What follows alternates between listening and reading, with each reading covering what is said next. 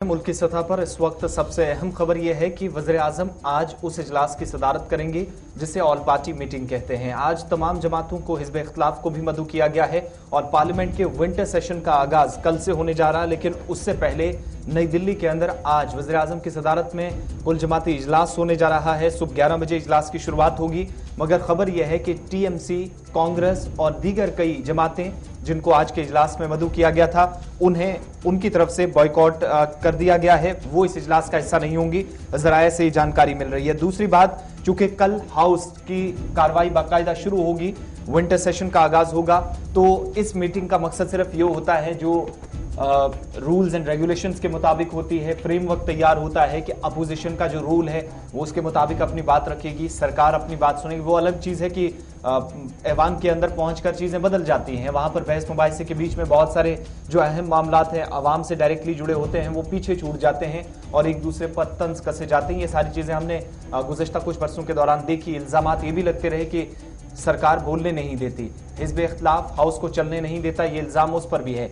लेकिन इन्हीं चीजों को, इन्हीं कंफ्यूजन्स को, इसी क्योस को दूर करने के लिए ये मीटिंग आज की रखी गई है। और वज़ीर-ए-आज़म की सदारत में जब मीटिंग होगी तो हाउस की कार्रवाई मुनासिब तरीके से चले, बेहतर तरीके से चले, तालमेल दोनों के दरमियान रहे, उस गैप को दूर किया जाए जो हमेशा अपोजिशन और जो रूलिंग पार्टी है उसके दरमियान रहा है, उसको खत्म किया जाए। इस पर लाएमल तैयार किया जाता है और हाउस की कार्रवाई को बेहतर तरीके से चलने में अपना कलीदी रोल अपोजिशन अदा करे, इसकी कार्रवाई को यकीनी बनाया जाए। इसके लिए बाकायदा आज इसका आगाज होने जा रहा है। और इस मीटिंग में मुल्क के जो नायब सदर हैं एम वेंकैया नायडू वो भी होंगे, वज़ीर-ए-आज़म जो कि सदारत करेंगे।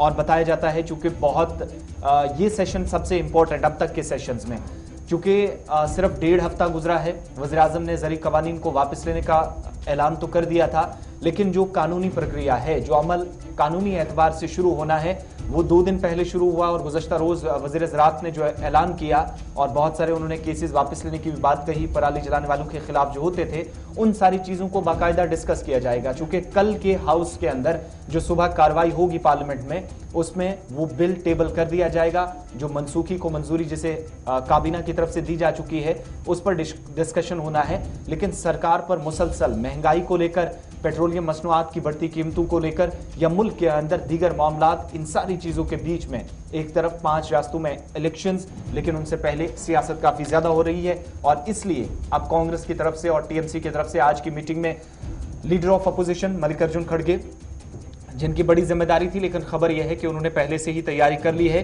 कि वो फ्लोर मीटिंग में, आज के फ्लोर मीटिंग से कब आज जब इजलास होगा उसमें हिस्सा इसका नहीं बनेगी। दूसरी बात, चूंकि फार्म लॉज का जो बिल है, ज़री इस्लाहत है, वो टेबल किया जाएगा, उस पर बात होगी, चूंकि इस पर भी बहस सुबह से होनी है।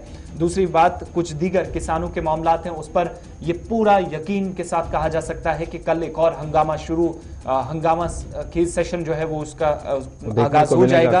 और इसलिए आज वज़ीर-ए-आज़म उन चीजों पर भी डिस्कस करेंगे। अपोजिशन से जरूर ताउन की बात की जाएगी, लेकिन सरकार पर भी इल्जाम है कि वो यहां कुछ कहती और है, अंदर जाकर बात नहीं करने देती, इसलिए वो इस मीटिंग का हिस्सा नहीं है, जो मल्लिकार्जुन खड़गे कह रहे हैं। ये एक तरफ की बात है। और इन सारी चीजों के बीच में मुल्क की हुकूमत के लिए एक और परेशानी है, वो है वेरिएंट, वो वायरस जो अमेरिकन या अफ्रीकन ममालिक से सामने आया है, लेकिन हिंदुस्तान के अंदर भी बड़ी परेशानी है। गौर